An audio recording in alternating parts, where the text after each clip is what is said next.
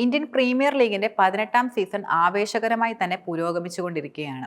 ഈ പ്രാവശ്യം സൂപ്പർ താരങ്ങളെല്ലാം മികച്ച ഫോമിലാണ് കൂടുതലും കളിക്കുന്നത്.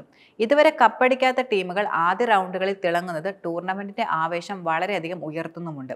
ഈ പ്രാവശ്യം ആദ്യ റൗണ്ട് പോരാട്ടങ്ങളിൽ ഏറ്റവും നിരാശപ്പെടുത്തിയ താരങ്ങളിൽ ഒരാൾ മുംബൈ ഇന്ത്യൻസ് മുൻ നായകനും ഇന്ത്യൻ ക്യാപ്റ്റനുമായ രോഹിത് ശർമ്മ തന്നെയാണ്. ഇന്ത്യൻ T20 ടീമിൽ നിന്ന് വിരമിച്ച രോഹിത് ശർമ്മയ്ക്ക് IPLൽ മികവ് കാണിക്കാനായില്ല. കളിച്ച 3 മത്സരത്തിലും നിലവാരം കാട്ടാൻ രോഹിത്തിന് സാധിച്ചിരുന്നില്ല. മുംബൈയിൽ രോഹിത്തിന്റെ സ്ഥാനം പോലും ചോദ്യം ചെയ്യപ്പെടുന്ന നിലയിലാണ് നിലവിലെ താരത്തിന്റെ പ്രകടനം. അതിവേഗം റൺസ് ഉയർത്താനോ ടീമിന്റെ മാച്ച് വിന്നർ ആവാനോ ഇപ്പോൾ രോഹിത്തിന് കഴിയുന്നില്ല. ഈ സാഹചര്യത്തിൽ രോഹിത്തിനെതിരെ വലിയ വിമർശനങ്ങളാണ് ഉയർന്നു വരുന്നത്.